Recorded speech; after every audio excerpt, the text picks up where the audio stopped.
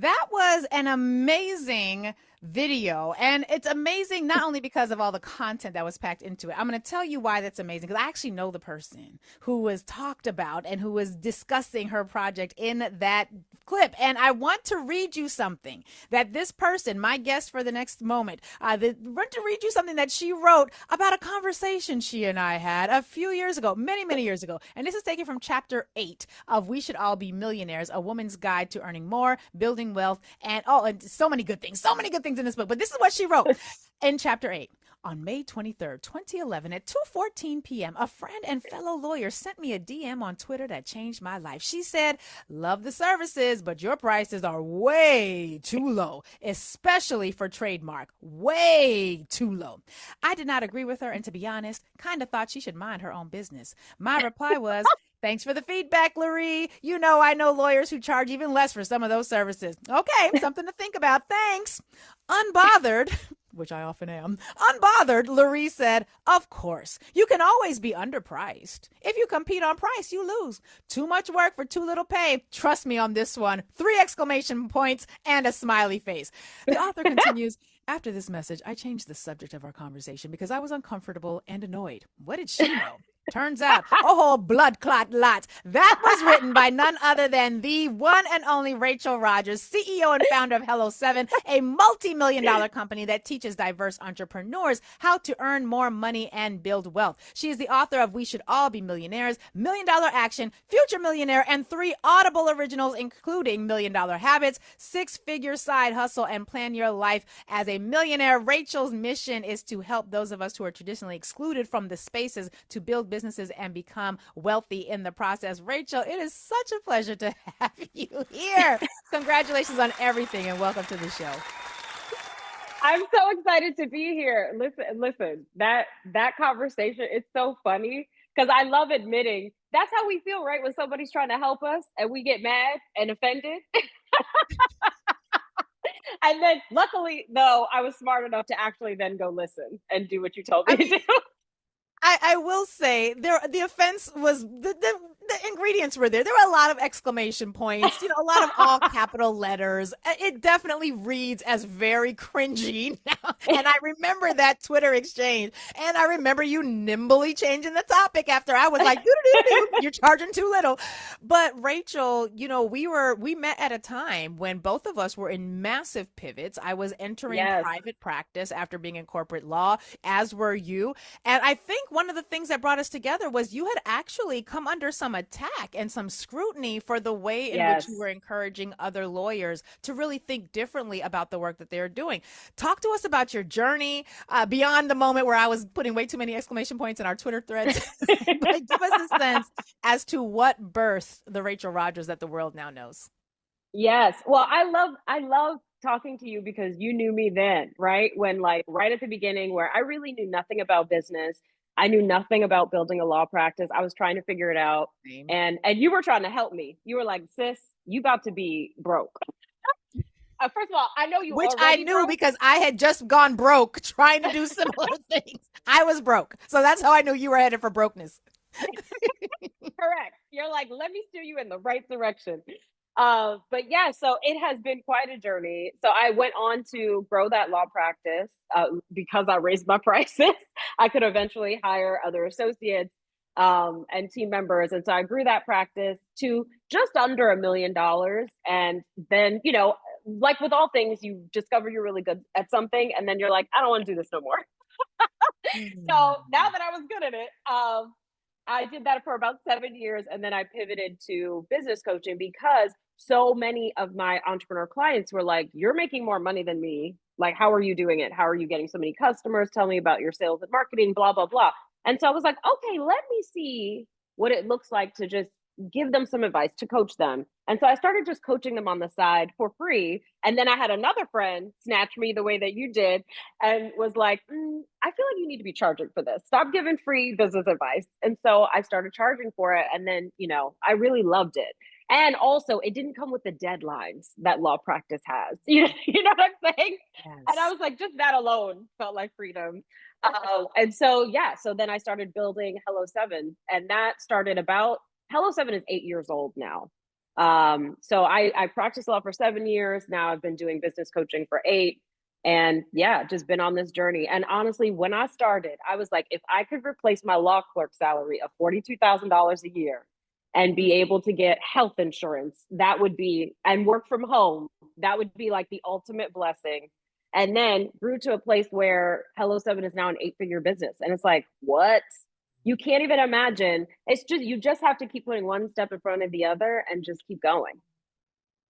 You know, what I find so fascinating is that for a lot of people who see someone successful in a position of having accomplished a lot, for them, it's an overnight success. And that's one of the reasons why I wanted to start with that excerpt from your book, because you've got years in this. You have been toiling. You have been, and I remember when you first branched into the Hello 7, I was like, okay, now she's getting a little too 7 figures. Everybody, come on, Rachel. I'm like, all right, go with God and the ancestors if you must. Sis, you have done this and you have reduced it to a science that you are now able to not just benefit from on your own, but you are able to also help other people try to figure this out. Give us a sense as to what that has been like to see your baby, not one of your actual human babies, but like what your baby grow from this concept to, I hope I can just cover my own needs, to now I am in a position of empowering people, particularly when we're at a time where there are hundreds of thousands of extras of us who need that sort of I empowerment know. this year more than ever. Yes, for sure. It's funny that you say that because I was on Tamron Hall and she was like, everybody really can't be a millionaire. And I was like, Tamron, I will fight you. Okay. We literally were arguing on the show because I'm like, no, I truly believe that we all have skills and talent. Maybe not 100% of us, because some of us have different challenges in our lives. But those of us who have the internet and all of these resources and all of this talent, we need to harness that in a way that allows us to have financial freedom at whatever level you want. Not all of us want $1 million, but you leverage it to the point that it can get you to wherever you want to be. And I truly believe that entrepreneurship is the great economic equalizer. I think that is the only way, right, that we're going to get ahead. It's not going to happen in corporate, right? It's not going to happen with the gatekeepers, right, that are in every industry. Is going to happen because we create these spaces. And then the beautiful thing is I now have a business where I employ 22 people, and almost every single person, I think I have, like, every single person except one is a person of color. You know what I'm saying? So like, Wow. you get to now create amazing places to work where diversity, equity, and inclusion is not a thing that is of the past, right? It is a priority every day, right? In the workplaces you're creating. So like, the ripple effect is massive. And that's why I think it's so important that we step up and do this, that we believe in ourselves and that we trust our own ideas. Because first of all, everybody wants to be like us. Can we just be honest about that? Right? So like, our creativity, our ideas, they are so valuable. We could easily be making $1 million from the ideas that we have. But I think the world makes us think that it's not as valuable as it is. And so I'm just relentless in letting people know, yes, they are, right? Believe in yourself, believe in your ideas, because that belief can turn into $1 million when you add action to it.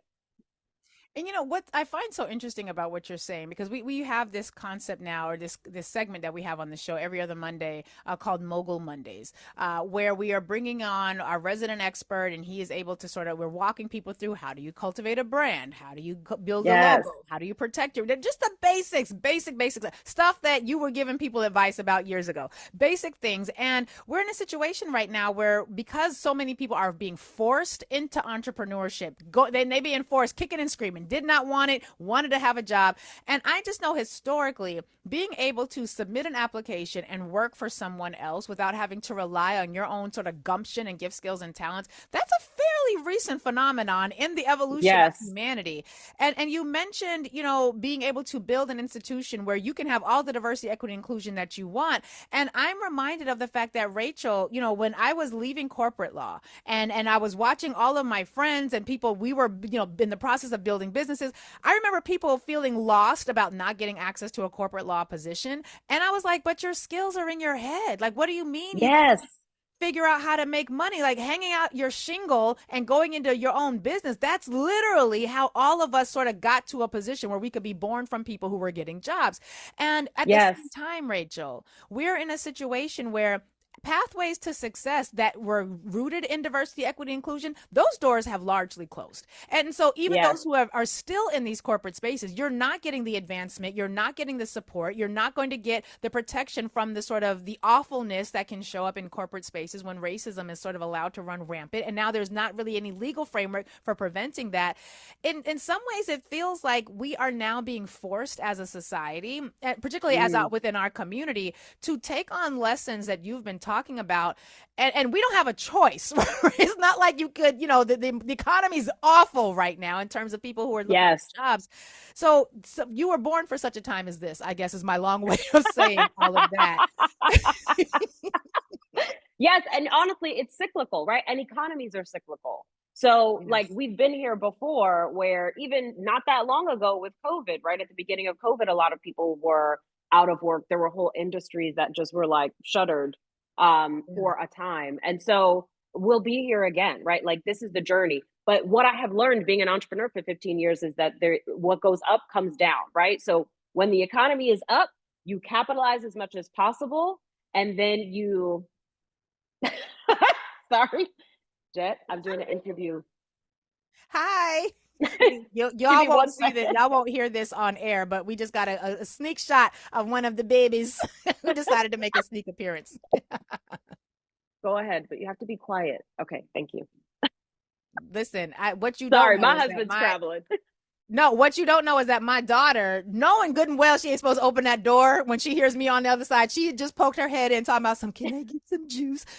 Exactly. They're like, this is Working. urgent. I want juice or video games. You know what I mean? But you know what? This is how entrepreneuring parents have to be able to be nimble. That's just how it This goes. is this is what it looks like. Okay, so where was I? I'm sorry. The I'm trying to get economy my brain. the economy fluctuates, it goes up and Thank down you. along with the Yes. juice demands of our children. Correct. So the economy is cyclical, and that's what I've learned out of after 15 years of entrepreneurship.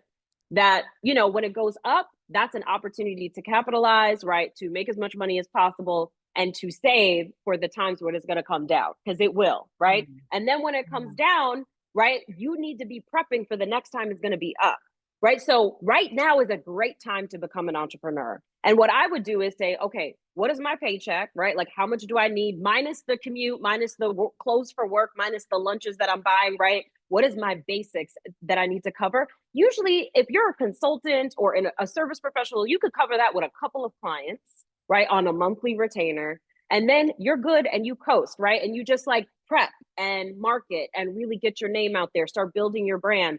And the economy is going to go back up. And when it does, you're going to be poised and ready to capitalize on that, right? So honestly, one of the best things that ever happened to me is that there were no jobs when I graduated from law school.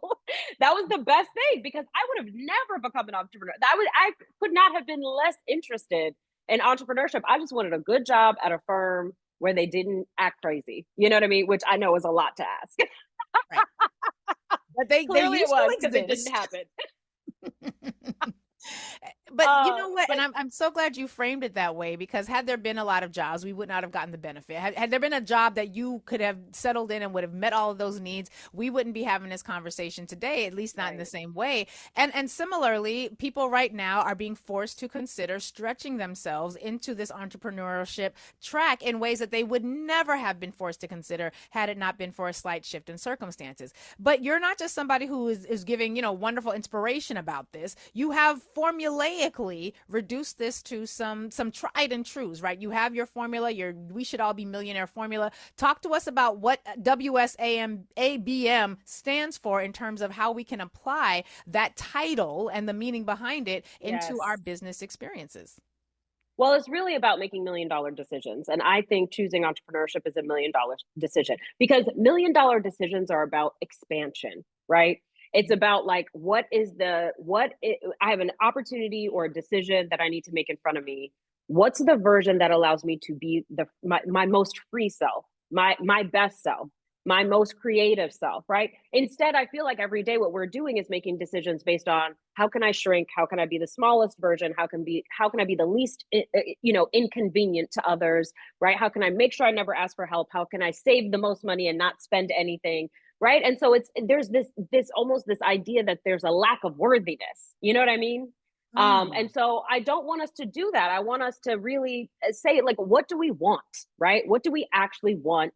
What are our desires? Wake up in the morning. Because I think for many of us, we're not even in touch with what we want because we're so responding to all of the noise every day and everybody else's needs, especially if you're a woman, right? That you don't even hear your own voice and know what you want anymore. And as a child, we were drawn to certain things because we are made for certain things. I'm sure you see it in your children. I see it in my children, like, oh, this one loves, building things, right? And this one is an artist and loves to be creative. And this one loves like technology and coding, right? And they were just naturally drawn to those things as kids. And if we could get back in touch with those things, that's our best career path, in my opinion. So first is W's for want, right? What do you actually want? And then, what are the shoulds that are operating that are telling you like, oh, this is what I should do. This is what everyone says is the next step. And it's like, no, right? What do you actually want? And then what is the action step that you need to take in order to move you towards what you want? Right. So, like, if I want $1 million today, okay, great. Can I have $1 million today? Probably not. But what's an action step I can take to move me in that direction? And it could be as small as I'm going to take an online course that's going to teach me this skill set, right? I'm going to listen to podcasts about entrepreneurship and make time to do that every week, right? It could be, what is one action step that you can take that's going to move you in the right direction? You know what I mean? Yeah. So I'm forgetting what the B is. Remind me, please. I just have it as, we should all be millionaires. That's what it stands for to me. I'm thinking about this in some. Oh, go ahead. Sorry. No. You go. I was gonna say I'm thinking about this in very different ways because as I said, and I was very honest, I did not think that this was the most rational approach several years ago. Like, we should not. I mean, Rachel, come on. I was kind of like Tamron. Like, I would have been having that sort of conversation. Girl, really, Yes. can we all be millionaires? And so I'm noticing even within myself that I'm not one of those people. I'm not even going to try to claim a struggle I don't have. I'm not one of those people who is pushed out, knock on wood. I'm not one of those people who doesn't have way too many things to do right now. So I'm grateful for that. But I am also now in a position where, in addition to my actual, my job, I've got some amazing side hustles that are frankly in a position where, my goal was, can I replicate my salary outside of my job? And having accomplished that, I'm like, well, maybe I could be a millionaire. Because I'm like, do you know how many programs I could fund? Do you know how many people I could invest in? How many social justice avenues I would be able to uplift if I had the liquidity to do with it what I want? I mean, we've got basically our needs are met. We're not struggling in financial way. I mean, everybody's got struggles, but not necessarily in a financial way. But now I'm thinking about how I take the blessings that I have been able to secure for myself and thinking about maybe I can make this something more monetizable, because there are so many programs and people who need to be invested in, and I can't invest in them yet, but I think I could if I were able to make these other things work. Well, this is why we need money, right? Because they don't care about the things that we care about, right? So we're the ones that have to invest in them. And if we have zero extra resources, we're never going to be able to do that. So that is my whole argument as to why we should absolutely capitalize on our ability to make money, right? Madam CJ Walker became a millionaire in the 1800s, right? Like in the early 1900s, 1910, I think is when she started her business. Yeah. And she didn't have the internet. Okay. She didn't have women's groups to meet up with. She didn't have Instagram to market her business. This woman got on trains and planes and boats. Okay.